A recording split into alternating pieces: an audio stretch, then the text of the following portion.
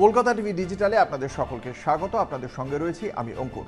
গতকালই বিহার বিধানসভা নির্বাচনের ফল ঘোষণা হয়েছে এবং সেখানে আমরা দেখতে পেলাম নিদারুণ ফল করেছে কংগ্রেস। মাত্র ৬টি আসন, ৬০টি আসনে প্রার্থী দিয়েছিল তারা এবং শেষ পর্যন্ত তাদের ভাগ্যে জুটেছে মাত্র ৬টি আসন।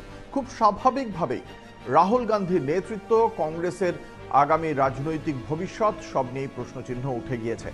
জাতীয় রাজনীতিতে কি প্রভাব পড়বে, জাতীয় রাজনীতিতে বা ইন্ডিয়া ব্লকের অন্দরে কংগ্রেসের নেতৃত্ব, এটা কি আর বাকি শরিকরা মেনে নেবেন? প্রশ্ন উঠে গেছে সেই সব নিয়েও। কিন্তু যদি বিহারের ভোটের শতকরা হিসেব আমরা বিশ্লেষণ করি তাহলে দেখতে পাওয়া যাচ্ছে কংগ্রেসের ভোট যে বিরাট কিছু কমেছে এমনটা নয়। 9.48% ভোট ছিল বিহারে কংগ্রেসের, সেটা 8.80-র আশেপাশে রয়েছে এবং তাতে এই খানিকটা ভোট নেমেছে কংগ্রেসের প্রায় 0.7%-এর মতো। অন্যদিকে আরজেডির ভোটের শতাংশ যদি বিচার করি তাহলে সেটা কমেছে অন্তত 0.32%। ফলে ভোটের শতাংশের হিসেবে 1% কমেনি কংগ্রেসের, কিন্তু আসন সংখ্যা 6-এ এসে দাঁড়িয়েছে। এক্ষেত্রে কংগ্রেসের ভুলগুলো খুঁজে বার করার চেষ্টা হচ্ছে। একদিকে যেমন কংগ্রেসের যে সংগঠন বিহারে, সেই সংগঠন একেবারে কোথাও চোখে পড়েনি।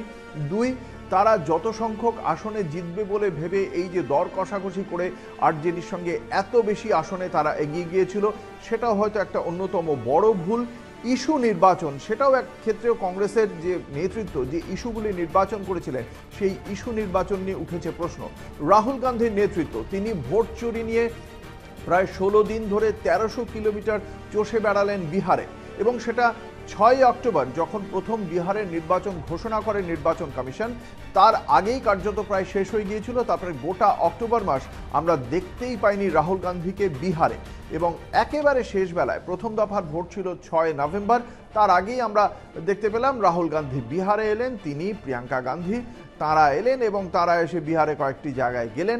এবং যদি দেখি যে রাহুল গান্ধীর যে স্ট্রাইকিং রেট, তিনি যে 10টি জায়গায় ঘুরেছিলেন সেই শেষবার, সেই 10টি জায়গার মধ্যে একমাত্র কিষানগঞ্জ ছাড়া বাকি সবকটি জায়গায় বিরোধী শক্তি অর্থাৎ কংগ্রেসের বিরোধী শক্তি শাসক জোট এনডিএর প্রার্থীরা জয়যুক্ত হয়েছেন।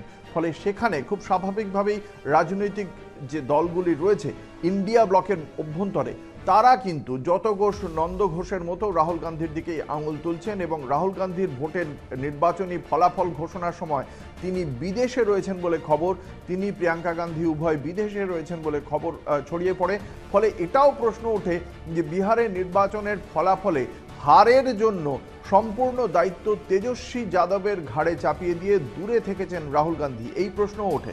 এবং এরই মধ্যে সামনে আসে রাহুল গান্ধীর পোস্ট, যে পোস্টে তিনি বিহারের ফলকে চমকপ্রদ বলেছেন। তার কারণ এখানে বিহারের ফল অবশ্যই চমকপ্রদ একটা কারণে, কারণ ভোটের যে শেয়ার, সেই শেয়ারে দেখতে পাওয়া যাচ্ছে তেজস্বী যাদবের দল আরজেডির ভোট শেয়ার অনেকটাই বেশি, কিন্তু সেই তুলনায় আসন সংখ্যা যথেষ্ট কম। কংগ্রেসেরও ভোট শেয়ার আহামরি কিছু কমেনি, কিন্তু আসন সংখ্যা অনেক তলানিতে চলে গিয়েছে। সেই জন্য চমকপ্রদ তিনি বলতেই পারেন, কিন্তু রাজনীতিতে সবকিছু জয় পরাজয় দিয়ে আসনের সংখ্যার হিসেব দিয়ে সবকিছু ঠিক হয়। ফলে এই জায়গায় দাঁড়িয়ে সামনে যে শীতকালীন অধিবেশন শুরু হতে চলেছে আগামী মাসে, সেই শীতকালীন অধিবেশনে ইন্ডিয়া ব্লকের মধ্যে যে কক্ষ সমন্বয়, সেক্ষেত্রে ইস্যু নির্বাচন থেকে শুরু করে কক্ষ সমন্বয় প্রত্যেকটি ক্ষেত্রেই ইন্ডিয়া ব্লকের বাকি যে সমস্ত শরিকরা রয়েছেন তারা কিন্তু একটা গুরুত্বপূর্ণ ভূমিকা নিতে পারেন। এবং এই যে জিঞ্জার গ্রুপ তৈরি হয়েছে, আম আদমি পার্টি, তৃণমূল কংগ্রেস, তার পাশাপাশি এনসিপি এবং অখিলেশ যাদবের সমাজবাদী পার্টি, এদের নিয়ে যে জিঞ্জার গ্রুপ তৈরি হয়েছে ইন্ডিয়া ব্লকের মধ্যে, তারা হয়তো এবার ইন্ডিয়া ব্লকের নিয়ন্ত্রণ কংগ্রেসের হাত থেকে নিয়ে নিতে চাইবে এবং সেক্ষেত্রে কংগ্রেসের যে রিসেন্ট ফেজে কংগ্রেসের যে খারাপ পারফরমেন্স, সেটাকেই একটা সামনে নিয়ে আসা হবে। রাহুল গান্ধীর নেতৃত্ব নিয়ে প্রশ্ন উঠে যাবে, সন্দেহ নেই। কীভাবে কংগ্রেস সেটাকে মোকাবিলা করে তা অবশ্যই দেখতে হবে, যে কংগ্রেস আগামী দিনে নিজেদের নেতৃত্ব রাখতে পারবে নাকি এই জায়গায় দাঁড়িয়ে বাস্তবের সঙ্গে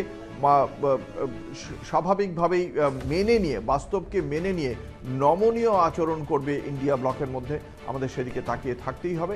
দেখা যাক রাহুল গান্ধী, যিনি এই মুহূর্তে বিদেশে রয়েছেন বলে খবর, তিনি দেশে ফিরে আদতে কোনো বক্তব্য রাখেন কিনা, কংগ্রেসের এই আত্মমূল্যায়ন নিয়ে তার কি বক্তব্য, তার কি বিশ্লেষণ, আমরা অবশ্যই শুনবো। এবং সেই কথা শুনতে গেলে আপনাদের চোখ রাখতে হবে কলকাতা টিভি ও কলকাতা টিভি ডিজিটালের পর্দায় রাত দিন 7 দিন।